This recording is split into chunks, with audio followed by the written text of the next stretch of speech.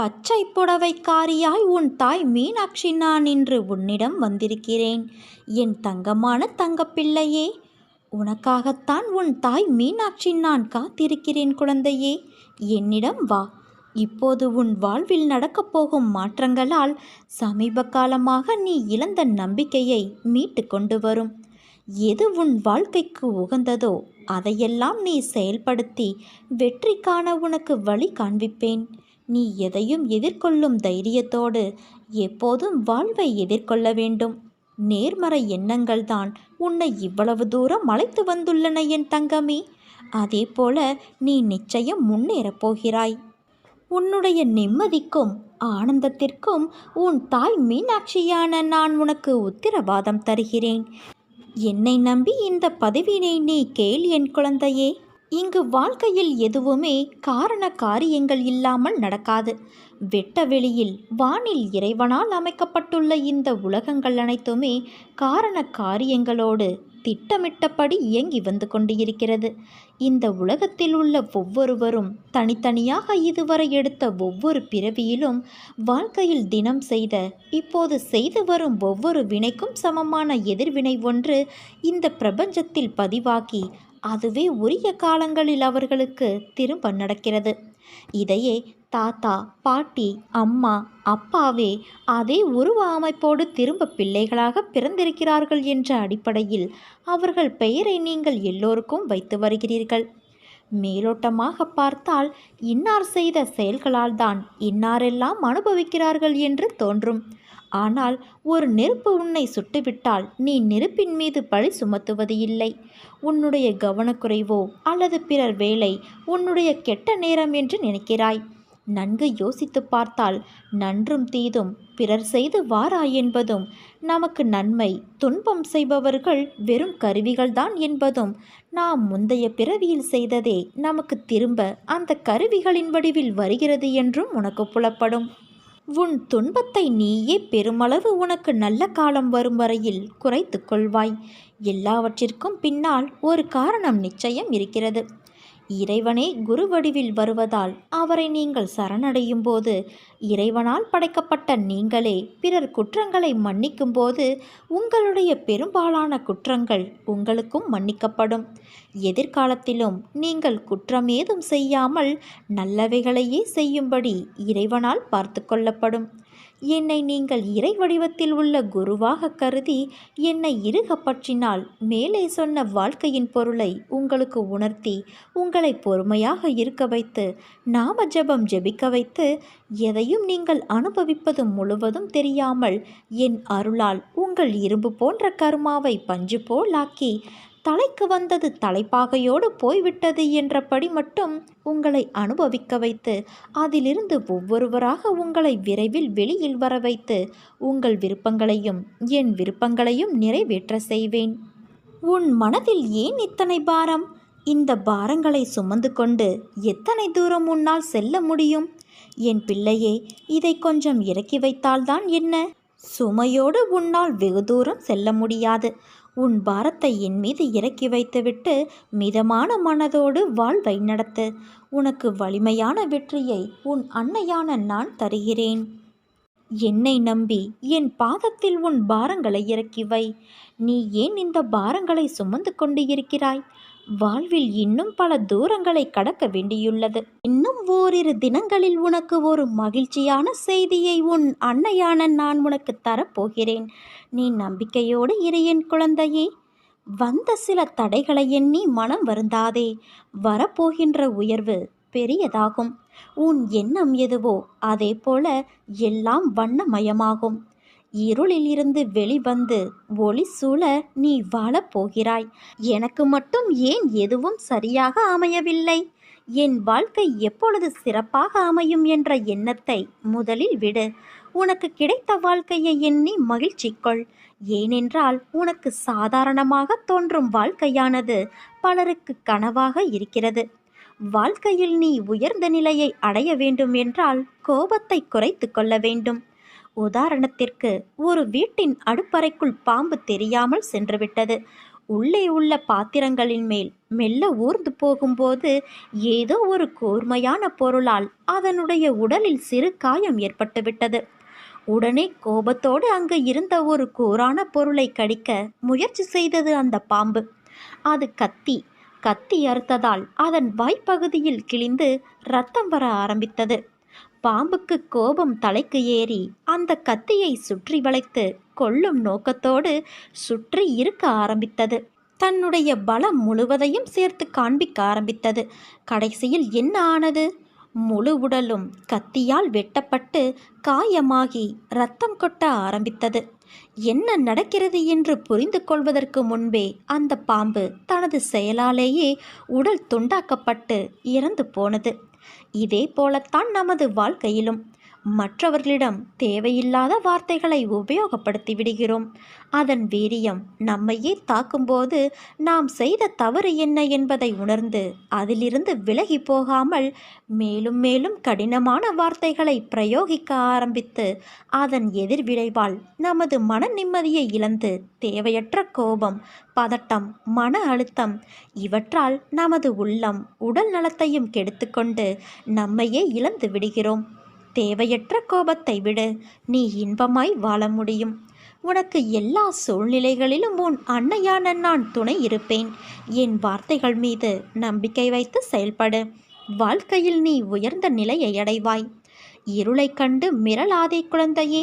வாழ்க்கை என்றால் இன்பமும் துன்பமும் இணைந்ததுதான்.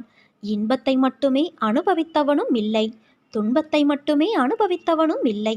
கடினமான காலங்களிலும் நீ எதிர்கொள்ளும் அனைத்து பிரச்சனைகளும் உனக்கான வாழ்க்கை பாடத்தை கற்றுக் கொடுக்கவே வருகிறது என்பதை நீ உணர்ந்தாலே போதும். உன் மனம் சீராகும். மனிதனாக பிறந்தாலே கர்மாவின் பலனை அனுபவிக்க வேண்டும். இந்த கர்மாவை மனதார ஏற்க வேண்டும். நீ செய்த கர்மா உன் மூலமாகவே நிவர்த்தி செய்யப்பட வேண்டும். நான் என்னும் அகங்காரம், ஆணவம் உன்னை கர்மாவிலிருந்து விடுதலை தராது. நீ செய்கின்ற ஒவ்வொரு செயலையும் உன்னிப்பாக கவனிக்க வேண்டும் குழந்தையே. அதில் யார் மனமும் பாதிக்கப்படாமல் நல்லோர் இதயங்களில் பதியப்பட வேண்டும். இல்லறவாசிகள் தங்கள் குடும்ப பாரத்தை ஏற்று நல்லறம் போதித்து உங்கள் கடமைகளை திறம்பட முடிக்க மனதை நற்சிந்தனையால் நிரப்ப வேண்டும். உனக்கு முன்னால் இருப்பவன் நல்லவனா கெட்டவனா என்று ஆராய்வதை விட நீ நல்லவனா கெட்டவனா என்று ஆராய்ந்து வா. அனைத்தும் அறிந்தவர் இவ்வுலகில் இல்லை. படிப்பு உன் தரத்தை உயர்த்தும். சத்திய தர்மம் உன்னை இறைத்தன்மைக்கு அழைத்துச் செல்லும். இறைவனை தேடி அலையாதே. இருக்கும் இடத்திலிருந்தே அறிய முயற்சி செய். வாழும் வரை நீ எடுக்கும் முடிவே நிரந்தரம். அதில் சத்தியம் ஒளிர வேண்டும். இதுவே இறை நாட்டம். கோடி செல்வம் வந்தாலும் அது உன்னை விட்டு விலகினாலும் நீ மனம் கலங்காதே. தாய், தந்தை, மகன், மகள், அண்ணன், தம்பி, மனைவி, கணவன், உற்றார் உறவினர்கள், நண்பர்கள் எல்லாம் நீ வாழும் வரை மட்டும்தான். இங்கு எதுவுமே நிரந்தரம் கிடையாது. இயற்கை உனக்கு கொடுத்ததை ஒரு நாள் பறித்து கொள்ளும். இயற்கை தாய்க்கு மரியாதை செலுத்து. உன் கடமை உணர்வை என்றும் மனப்பூர்வமாக உண்மையோடு அறிந்து செயல்படுத்தி வா. எது உன்னை நோக்கி வந்ததோ மனதார ஏற்று அதை வைத்து வாழ்ந்துவிடு. மனதில் கற்பனையை வளர்த்து ஏகபோக வாழ்க்கைக்கு முற்படாதே. எதுவானாலும் அது உன் கர்மாப்படியே நடக்கும். இதை நீ நம்பு என் குழந்தையே. நீ நல்லவன் என்பதை உன் மனம் ஊர்ஜிதம் செய்யும் வரை போராடு. சத்தியம் கொண்டு வென்றுவிடு. உனக்கு துணையாக உன் அன்னையான நான் இருக்கிறேன் என் குழந்தையே. நீ நம்பிக்கையோடு இரு. நிச்சயம் உயர்ந்த நிலைக்கு நீ போகத்தான் போகிறாய். உன் கடமைகளை நீ செய். உன் கரங்களால் வேலை செய். வாயினால் பேசு, கண்களால் பார். அவ்விதமாக உன் தேவைகளை பூர்த்தி செய்து கொள். மனதை மட்டும் என்னிடம் லயமாக்கு.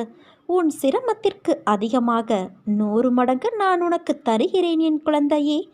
எனக்கு காட்டும் மரியாதையை பூமியில் உள்ள எல்லா அசையும் உயிரினங்கள், அசையா பொருட்கள் ஆகிய ஒவ்வொன்றிடமும் நீ காட்ட வேண்டும்.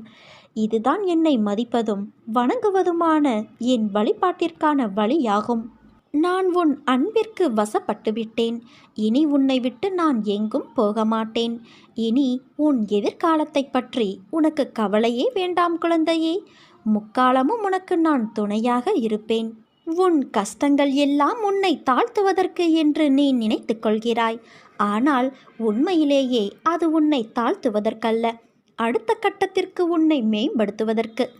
உனக்கான விஷயம் தாமதமாக நடக்கிறது என்றால் அது உனக்கான நிறைவான விஷயமாய் மாறப்போகிறது என்று அர்த்தம். உன்னை நான் சோதிப்பேனே தவிர ஒருபோதும் கைவிட மாட்டேன். இன்று இதை நீ நன்றாக உணர்ந்து இருப்பாய். உன்னை சுற்றி உன் மனதை தூற்றி பேசுபவர்களை பற்றி நீ நினைக்காதே. அவர்களோடு வாதம் செய்யாதே. அமைதியாக கடந்து செல் அந்த தருணத்தை. வாக்குவாதம் செய்து உன் நிலையை புரிய வைப்பதை விட அமைதியாக சென்று உன் செயலால் அவர்களுக்கு அதை உணர்த்தப்பார். என்றைக்கும் சொல்லும் சொல்லில் கவனம் தேவை. அதை உன்னுடைய ஒவ்வொரு செயலிலும் யோசித்து செயல்படு. உனக்கான அழகிய வாழ்க்கை காத்து கொண்டு இருக்கிறது. அந்த வாழ்க்கை எல்லா ரணங்களுக்கும் மருந்தாய் அமையப் போகிறது. இன்னும் மாற்றங்கள் பல இருக்கிறது என் குழந்தையே. அந்த அழகிய நாட்களை எதிர்நோக்கி நீ காத்து கொண்டு இரு. உன் வாழ்க்கையில் நீ சிந்திய அத்தனை கண்ணீருக்கும் நான் கொடுக்கும் சீதனம் அது. உனக்கான எல்லாம் நிறைந்த எதிர்காலம் காத்து கொண்டு இருக்கிறது. நீ உயர்ந்து வளரப்போகிறாய். சிரித்த முகத்தோடு காத்து கொண்டு இரு. உன்னையும் உன் வாழ்க்கையையும் நான் நிறைவுடையதாய் ஆக்குவேன். எதிலும் பொறுமை, எங்கும் பொறுமை. உன்னிடத்தில் அனைத்து நல்ல பண்புகளையும் நான் கொடுப்பேன். உன்னுடைய கர்ம பலனை நான் கழித்து வருவதால் உனக்கு எல்லாமே தாமதமாகிறது. நம்பிக்கையை நீ கைவிட்டு விடாதே. உன் அன்னையான என்னை நம்பு. யார் கைவிட்ட போதிலும் உன் அன்னையான நான் ஒருபோதும் உன்னை கைவிட மாட்டேன். என் தங்கமே, எனது உண்மையான பக்தன் எனது அன்பை தவிர வேறு எதையும் என்னிடம் எதிர்பார்ப்பது இல்லை. என் விருப்பமே அவனது விருப்பமாக இருக்கும். அவனது வாழ்க்கையில் நடக்கின்ற எல்லா நிகழ்வுகளும் என் விருப்பப்படியே நடக்கிறது. அதை அவன் திடமாக நம்புவான். அப்படிப்பட்ட என் பக்தனை காக்க 7 கடல்களையும் நான் தாண்டிச் செல்வேன். கற்பனைக்கும் எட்டாத கவலைகள் எல்லாம் உனக்கு வேண்டாம். எதிர்கால பயம் என்பதே உனக்கு வேண்டாம். இன்றைய நாளை நிம்மதியோடு வாழ முயற்சி செய். உன் எதிர்கால தேவைகள் அனைத்தையும் நான் பூர்த்தி செய்வேன். உனக்கு ஒரு விஷயம் தாமதமாகிறது என்றால் அதை என்னுடைய அற்புதம் கொண்டு நானே உனக்கு நிறைவேற்றி தரப்போகிறேன் என்று அர்த்தம். அது உன் வாழ்க்கையில் நிரந்தரமானதாக அமையப்போகிறது. பொறுமையோடு காத்திரு. அதற்கான காலம் வெகு தொலைவில் இல்லை என் குழந்தையே. நம்பிக்கையோடு நீ இரு. வாழ்க்கையில் ஒவ்வொரு தருணங்களும் உனக்கான என்ன என்பதை ஏற்கனவே நிர்ணயிக்கப்பட்டது. அதில் இன்பமும் துன்பமும் என 2 சாயல்கள் உள்ளது. இரண்டுக்கும் ஒரே முகம்தான். இன்பத்தில் சிரிப்பும் துன்பத்தில் கஷ்டமும் தெரிகிறது. இரண்டையும் சமமாய் எடுத்துக்கொள்ளும் பக்குவம் உன்னிடத்தில் வந்தால்தான் உன் வாழ்க்கையின் நீண்ட பயணத்தில் மனம் தளராது உன்னால் பயணிக்க முடியும். ஒரு மரத்தில் பழம் என்பது நேரடியாக வருவது இல்லை. முதலில் மொட்டு, பிறகு போத்து, காயாய் காய்த்து பழமாக பழுக்குகின்றது. ஒரு பழம் என்ற முழு வடிவில் பெறவே அதற்கு இத்தனை பருவங்கள் தாண்டி பயணித்து வர வேண்டியதாய் உள்ளது. அப்படி இருக்கையில் மனிதனாய் பிறந்ததற்கு நீ எவ்வளவு புண்ணியம் செய்தாயோ. எதையும் சட்டென்று முடிவு செய்யாதே. நிதானமாக செயல்படு. பிறகு எந்த முடிவையும் எடு. உனக்கான நல்லதை மட்டுமே உன் அன்னையான நான் செய்வேன். உன் பக்கத்தில் எப்போதும் நான் இருப்பேன். என் பரிபூரண அருளும் ஆசீர்வாதமும் அன்பும் எப்போதும் உனக்கு உண்டு என் குழந்தையே. உனக்கு தேவை மன உறுதி. நீ எண்ணியது நிறைவேறாவிட்டால் மனம் ஒடிந்து போய்விடாதே. ஒருவேளை நம் ஆசை தவறானதாக கூட இருக்கலாம். அது கடவுளுக்கு விருப்பமானதாக இல்லாமல் போனாலும் அது நிறைவேறுவது இல்லை. இதயத்திலிருந்து 2 எண்ணங்களை அகற்றிவிடு. நமக்கு பிறர் செய்த தீமைகளை மறந்து விடுவதோடு மன்னிக்கவும் வேண்டும். மற்றொன்று, நாம் பிறருக்கு செய்த நன்மைகளை மறந்து விட வேண்டும். ஆசைகளை வளர்த்து கொண்டே போவதால் நிம்மதியை இழந்து போகின்றோம். வாழ்க்கை பயணத்தில் ரயில் பயணம் போல சுமைகளை குறைத்து கொண்டால் நிறைவான சுகத்தை பெற்று மகிழலாம். குற்றம் குறை இல்லாத பொருள் இல்லை. துன்பக்கலப்பு இல்லாத இன்பம் இல்லை. அகம்பாவ சுவடற்ற செயல் இல்லை. அதனால் தூய உள்ளத்தோடு பற்றற்ற தன்மையை வளர்த்துக்கொள். அதுவே துன்பத்தை போக்கும் வழி. வாழ்வில் தடைகள் ஏற்படும் போதுதான் நமக்கு அதிகப்படியான தைரியம் தேவைப்படுகிறது. மன உறுதி உள்ளவர்கள் எந்த தடையையும் தாண்டி சாதனை புரிகிறார்கள். வாழ்க்கையில் எந்த ஒரு செயலையும் கடமைக்காக செய்தால் வெற்றி நம்மை விட்டு விலகி நிற்கும். அதனால் விடாமுயற்சி என்னும் வாகனம் ஏறி உழைப்பு என்னும் ஓட்டுநரின் துணையோடு தன்னம்பிக்கையோடு பொறுப்புகளை சுமந்து தன்னிறைவு காண்பதே நம் பயண இலக்கு. தோற்றுப்போ, துவண்டு போ, ஆனால் உள்ளே எரியும் நெருப்பை மட்டும் வெற்றியடையும் வரை அணைத்து விடாதே. மலையை பார்த்து மலைத்து விடாதே குழந்தையே. மலை மீது ஏறினால் அதுவும் உன் காலடியில் இருக்கும். பயம் என்னும் கடலில் மூழ்கி கிடக்காமல் அதில் எழும் நுரையாய் எழுந்து கரையை தொடு. உன் வெற்றி நிச்சயம்.